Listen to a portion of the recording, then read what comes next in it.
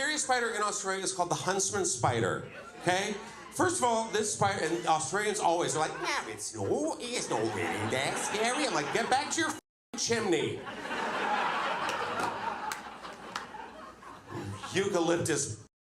This spider. This spider is this big. Okay? And there's videos of it. Just Google it before bed. You're welcome. It just hangs out in your corner of your room and just stares at you. It's this big. And people are always like, oh, they don't bite you.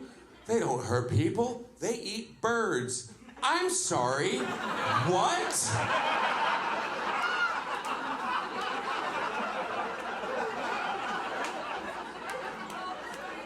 Could you imagine?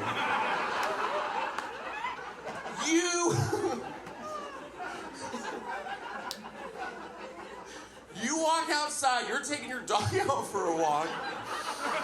The sun is out. There's a nice breeze.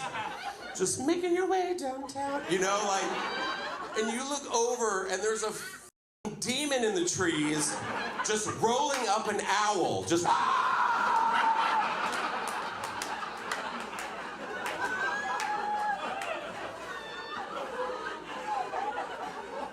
I'm gonna have to get that blowtorch on Prime Day.